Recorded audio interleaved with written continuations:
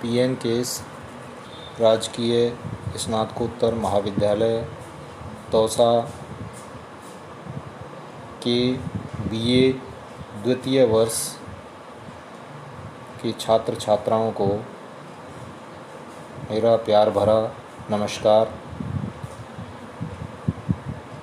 राजनीति विज्ञान विषय के द्वितीय प्रश्न पत्र में, जिसको कि भारतीय राज्य व्यवस्था के नाम से जाना जाता है, भारत की जो राज्य व्यवस्था है, भारत का जो संविधान है, भारत की जो शासन व्यवस्था है, किस प्रकार से विकसित हुई, किस प्रकार से संचालित की जाती है, आदि बातों के बारे में पढ़ाया जाता है। आज हम भारत के संवैधानिक विकास के बारे में चर्चा करना चाहेंगे। भारत में संवैधानिक विकास की कहानी ईस्ट इंडिया कंपनी के शासनकाल में भारत शासन अधिनियम के साथ शुरू होती है। लेकिन मैं ये कहूँ कि ईस्ट इंडिया कंपनी के शासनकाल में सर्वप्रथम जो रेगुलेटिंग एक्ट 1773 आया था, वहीं से भारत के संवैधानिक विकास की यात्रा शुरू हो जाती है। इसके पश्चात 1857 का विप्लव हुआ। तत्पश्चात भारत शासन अधिनियम 1858 आया। तत्पश्चात भारत परिषद अधिनियम 1909, जिसको मार्ले-मिंटो सुधार भी कहते हैं, आदि आया। इन शासन अधिनियमों के माध्यम से भारतीयों को धीरे धीरे उनको अंग्रेज़ी सत्ता के द्वारा कुछ अधिकार प्रदान किए जाने लगे। 1909 के अधिनियम के अंतर्गत लॉर्ड सिन्हा को गवर्नर जनरल की कार्यकारिणी का प्रथम भारतीय विधि सहित सदस्य नियुक्त किया गया। इस अधिनियम से कतिपय अंशों में भारतीयों को प्रशासन और विधि निर्माण में भाग लेने का अवसर अवश्य मिला, किंतु इससे राष्ट्रवादी तत्वों की आशाएं पूर्ण नहीं हुई और विभिन्न प्रकार के आंदोलन चलते रहे। तत्पश्चात भारतीय शासन अधिनियम 1919 आया। इस अधिनियम को पारित करने के लिए इसके पीछे कई कारण थे। मार्ले-मिंटो सुधारों से भारतीय जनता संतुष्ट नहीं थी। साथ ही महात्मा गांधी के नेतृत्व में कांग्रेस द्वारा भारतीय राजनीति में आंदोलनात्मक भूमिका आरंभ कर दी गई थी। इस अधिनियम में कुछ प्रावधान किए गए, जैसे इस अधिनियम में भारत ब्रिटिश साम्राज्य का अविभाज्य और अभिन्न अंग बना रहेगा। साथ ही ब्रिटिश सरकार का लक्ष्य भारत में उत्तरदायी शासन की स्थापना करना था। उत्तरदायी शासन की स्थापना क्रमिक विकास द्वारा होगी।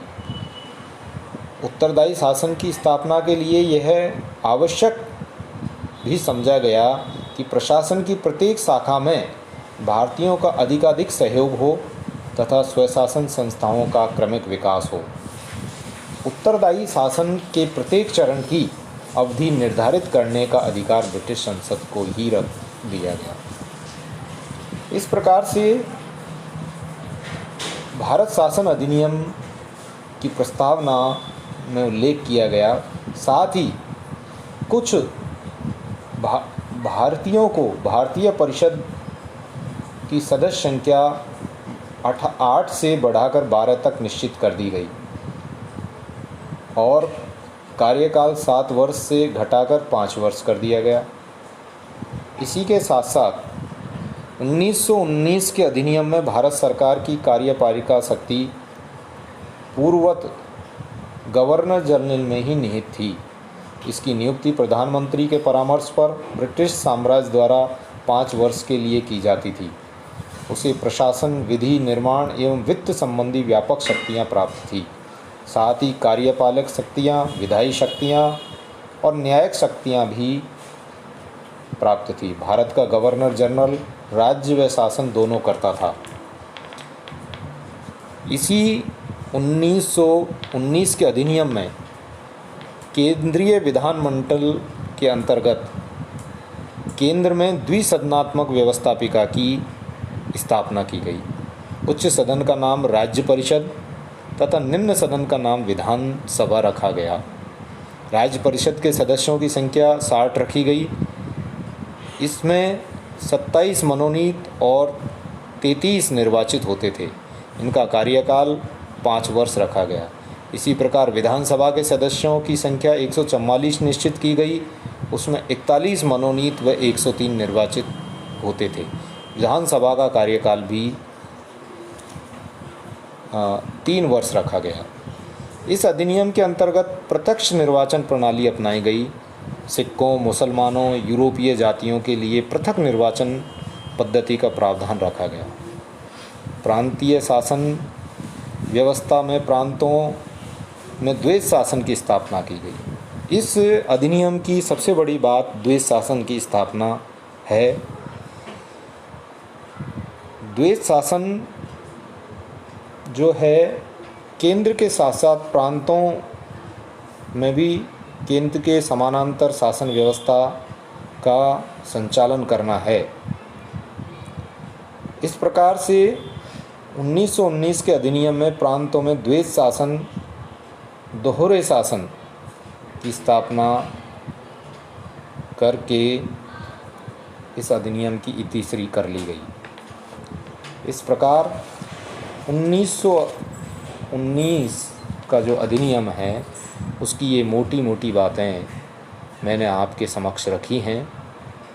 हम अगली कक्षा में भारत शासन अधिनियम 1935 के बारे में चर्चा करेंगे। धन्यवाद। द्वारा doctor Rajendra Singh Gurjar, associate professor.